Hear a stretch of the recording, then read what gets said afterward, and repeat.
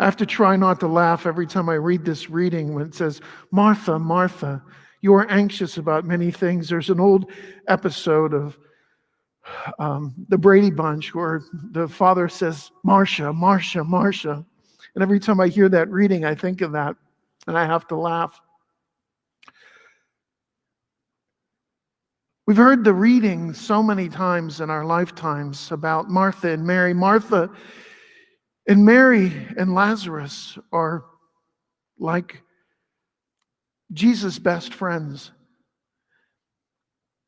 He was always being torn here and torn there, to go here and to go there. And when he went to visit St. Peter's house, and he cured his mother-in-law, who was really sick, had the flu and a fever and really weak. Everyone came to him and was saying, here, cure my sister. Here, cure my brother. My son has a demon. Can you pray over him? No matter where he went, they were tugging on him. But every once in a while, Jesus would slip away to the home of Martha and Mary and Lazarus. And it was a place where he could kick back and take his sandals off and just be himself. When Jesus came to see Martha and Mary the one time, and Martha saw all the apostles there, and she's rushing around and she's peeling the potatoes and she's doing all the things and everything. She looks up and sees Mary sitting at the feet of Jesus, just hanging on every word that Jesus says. She says, Lord, tell her to get up and help me. Can't you relate to her?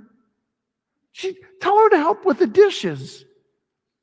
And Jesus shakes his head and he said, Martha, Martha, there's lots of time for that. But right now she's doing what's important. And I will not take her away from that task. The task of listening to my words, because they're not my words, they're the words of my Father. How often do we get out of balance in our lives? We don't focus on what's important.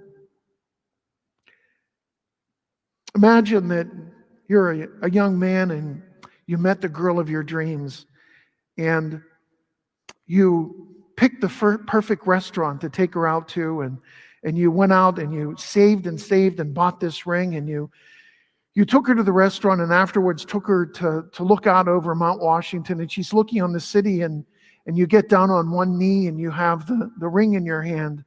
And you turn around and she says, oh my gosh, and you're ready to propose to her, and her cell phone rings and she picks up the phone and says, excuse me, oh yeah, we went to the restaurant. It was pretty good. No, the food was a little bit cold, but the hors d'oeuvres were really good. Oh, okay, what were you saying?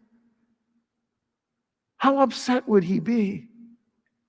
But don't we do the same thing to God a lot of times? We get so focused on what we're doing that we forget what's really important. To talk to God. Not just in the morning and not just at night, but throughout our day. And every time we have to make a decision. Sometimes if it's a big decision, we'll turn to our parents, or we'll turn to somebody we know that's kind of wise and has a lot of experience. But do we turn to God? And not just ask the questions, but sit and listen and wait patiently for the answers. There's a time to be like Martha, to be out there and working and doing things like the volunteers that are down feeding the people down at Good Samaritan and distributing the food. Or there's time to do other things that are good acts of mercy, but there's also time to step away and to be there and to just listen to the voice of God.